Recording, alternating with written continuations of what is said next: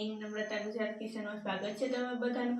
અને આજે આપણે બનાવવાના છે તે છે તે મહાશિવરાત્રી નજીક આવી રહી છે, તો મહાશિવરાત્રી માટે થઈ અને આજે આપણે જે બજારમાં મળે છે તેવો જ આપણે છે તે આજે આપણે મીઠો અને તીખો તે ચટપટા આપણે બંને ચેવડા આપણે બનાવવાના છે।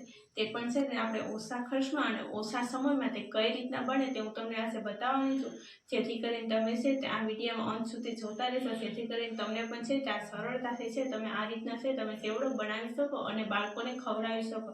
અને તે પણ આપણે છે તે ઘરે જ બેઠે બનાવવાનું છે, તે પણ ઓછા ખર્ચમાં બની જશે। તો તમે પણ આ રીતના ચોક્કસ બનાવશો, એક વખત બનાવશો એટલે તમને પણ મન થશે અને તમને ભાવશે પણ। તેવો જ છે આ ચેવડો બને છે ને બજારમાં લેવા જવાનું ભૂલાવી દેશો, તેવો જ આ ચેવડો બને તો તમે ચોક્કસ બનાવશો। અને નવા હોય તો ચેનલને સબસ્ક્રાઈબ કરી દેજો, લાઈક કરી દેજો, કોમેન્ટ બતાવશો તમને છે તે આ રેસીપી કેવી લાગી છે તે। અને આ છે ચેવડાને તમે ઉપવાસ હોય, વ્રત હોય, ગમે ત્યારે તમે ખાઈ શકો છો। તો તમે આ રીતના ફરાળી ચેવડો મહાશિવરાત્રી માટે ચોક્કસ બનાવશો।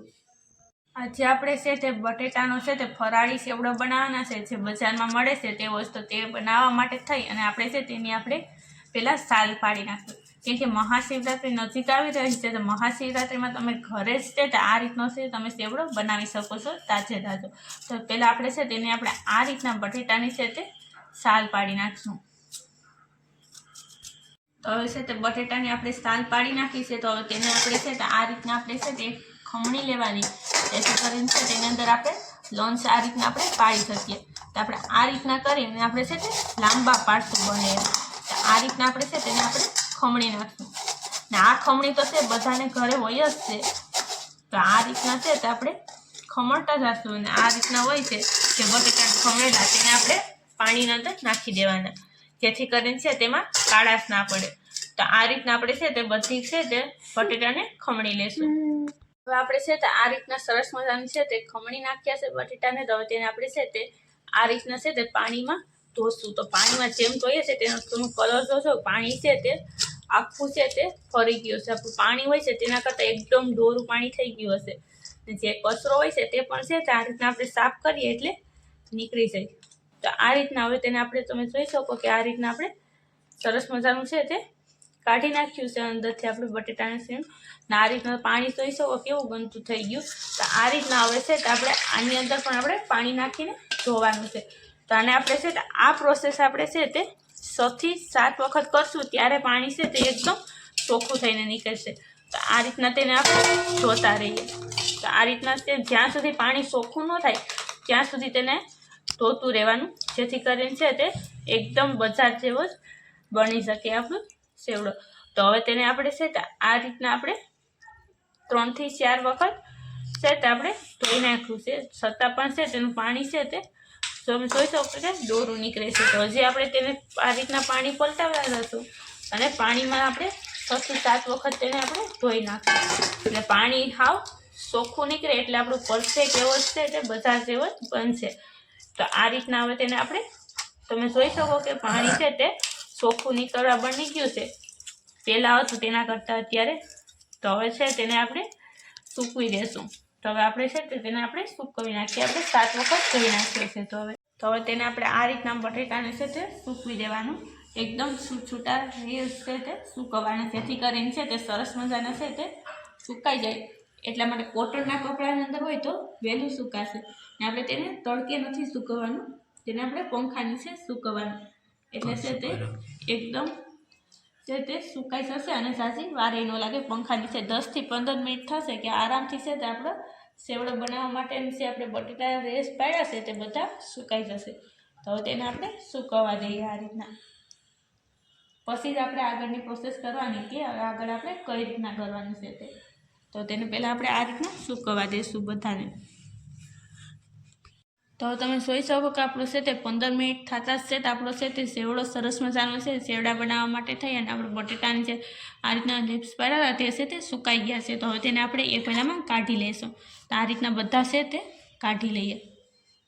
તો હવે તમે જોઈ શકો કે આપણે છે તે આ રીતના એક પહેલાંમાં આપણે ભરી લીધો છે, ને હવે આપણે છે તે આગળ કઈ રીતના કરવું તે હું તમને બતાવવાની છું।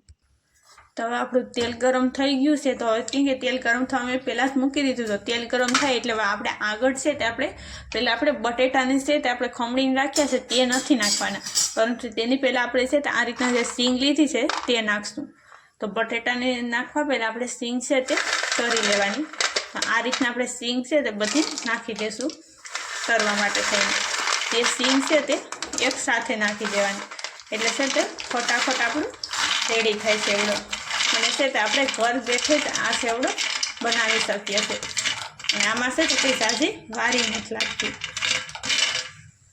તો આ રીતના છે તે હવે આપણે સિંગ નાખી દીધી, તો હવે તેને આપણે તરાવા દેશું. તો આ રીતના હલાવતા જઈએ અને સિંગને તરાવા દેશું. ક્યાં સુધીમાં આપણે સિંગ તરાય છે ત્યાં સુધીમાં આપણે મસાલા જોઈ લઈએ કે તેની અંદર ક્યાં ક્યાં મસાલા નાખવા. તો મસાલામાં આપણે જોઈએ તો આપણે છે તે આ ખાંડ લીધી છે પીસી ગલી, તેની સાથે આપણે આ આમચૂર પાવડર લીધું છે, અને આ આપણે લાલ મરચું લીધું છે, અને સ્વાદ મુજબ મીઠું નાખશું એટલે મીઠું લીધું છે. તો આ 4 મસાલામાંથી આપણે છે સરસ મજાનો આપણે સેવડો મીઠો અને તીખો બનાવવાના છે. તો હવે લઈ લઈએ. તો હવે તમે જોઈ શકો કે આપણી સિંગ છે તે સરસ મજાની તરાઈ ગઈ છે. આ રીતના તેનો કલર એ ચેન્જ કરી ગયો છે, અને આ રીતના તમે જોઈ શકો કે છે તેની અંદરથી છે સાલ છે તેની ફોતરા હોય જ મતલબમાં તે જુદા પડતા થાય, એટલે છે તે આપણી પરફેક્ટ એવી સિંગ તરાઈ ગઈ. તો હવે તેને આપણે આ રીતના આપણે સારાની મદદથી કાઢી લેશું. આ રીતના આપણે કાઢીને પછી જ આપણે આગળ કરશું કે આગળ આપણે તેમાં કઈ વસ્તુ નાખીને તરવાનું છે, કઈ વસ્તુ નાખવું અને કઈ રીતના આપણે બનાવો કે જેથી કરીને છે તે બજારનો સેવડો હોય છે તેવો જ આપણે ઘર બેઠે સેવડો તૈયાર થાય.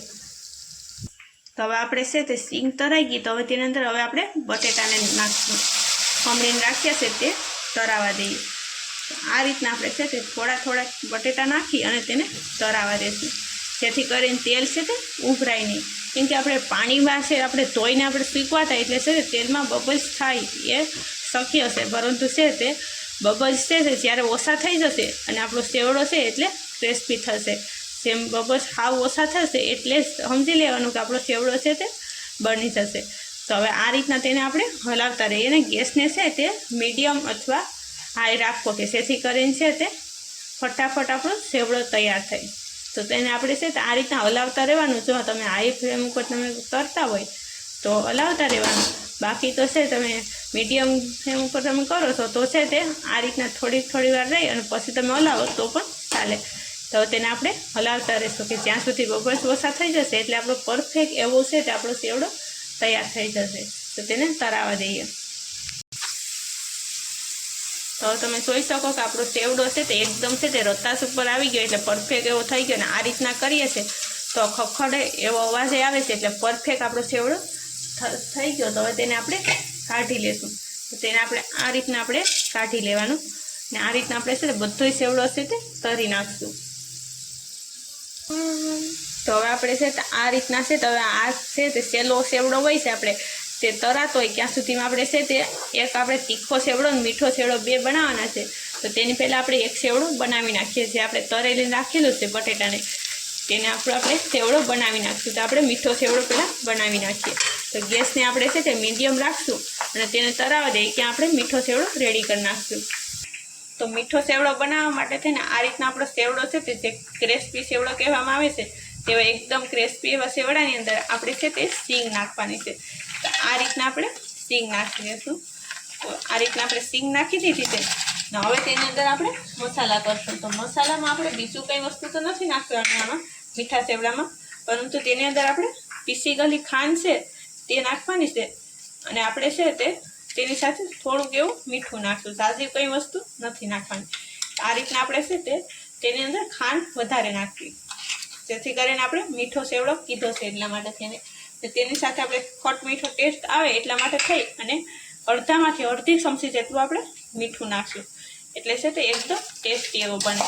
તો હવે તેને આપણે આ રીતના કરી અને હવે તેને આપણે આ રીતના આપણે મિક્સ કરી લઈશું.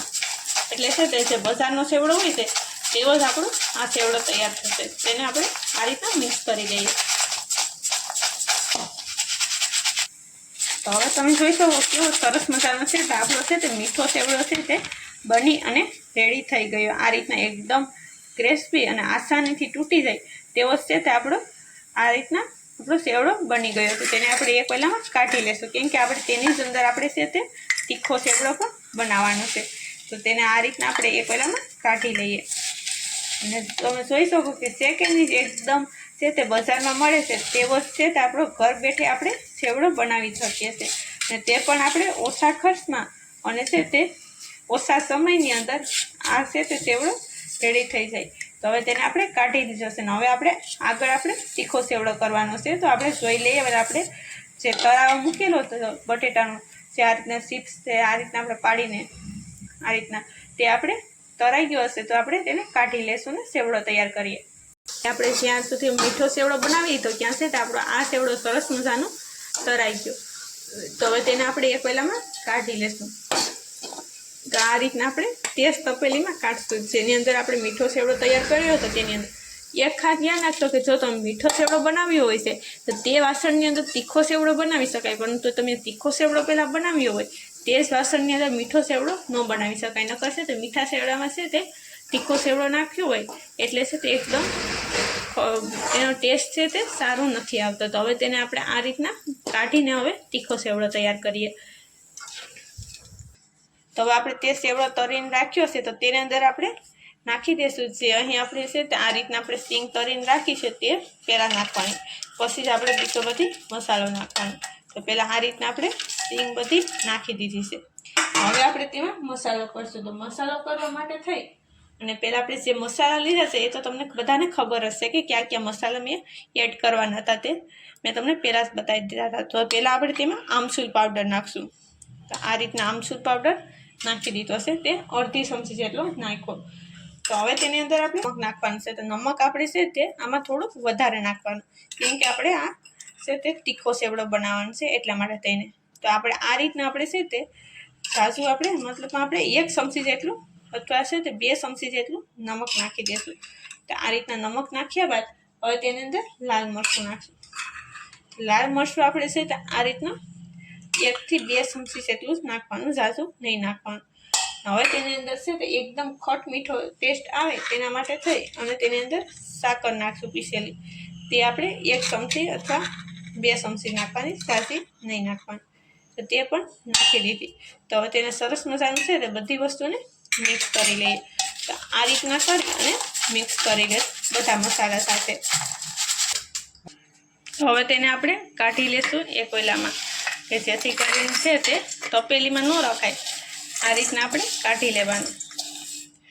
તેની અંદર આપણે છે તે તેને આને તમે સ્ટોર કરીને પણ રાખી શકો છો, જેથી કરીને 3 થી 4 મહિના સુધી પણ આ સ્ટોર કરો તો તેવો ને તેવો જ રહે છે. તો હવે તમે જોઈ શકો કે આપણો છે તે બંને છે તે સેવડા રેડી છે. આ છે તે તીખો સેવડો અને આ છે તે મીઠો સેવડો. જે બજારમાં મળે છે તેવા છે તે આ 5 થી 10 મિનિટની અંદર તૈયાર થઈ જાય છે આપણા આ છે તે સેવડા. તો તમે પણ ચોક્કસ બનાવશો, કેમ કે મહાશિવરાત્રિ નજીક આવી રહી છે. તો મહાશિવરાત્રિમાં અથવા ઉપવાસ હોય, વ્રત હોય ત્યારે પણ તમે આ સેવડાનો યુઝ કરી શકો છો. આ સેવડો છે તે ઘરે જ આપણે બનાવેલો છે ને એકદમ ટેસ્ટી એવો બને છે ને બાળકો પણ ખાઈ શકે છે. તો નવા હોય તો ચેનલને સબસ્ક્રાઈબ કરી દેજો અને લાઇક કરી દેજો. કોમેન્ટમાં બતાવજો કે તમને છે તે આ અમારો છે તે ટેસ્ટી એવો છે તે બજારમાં મળે તેવો જ આ સેવડો તમને કેવો લાગ્યો છે તે. તો આ રીતના આસાનીથી કટ થઈ જાય છે તેવો જ છે તો આપણો આ સેવડો બને છે. તો તમે પણ ચોક્કસ બનાવજો ને નવા હોય તો ચેનલને સબસ્ક્રાઈબ કરી દેજો.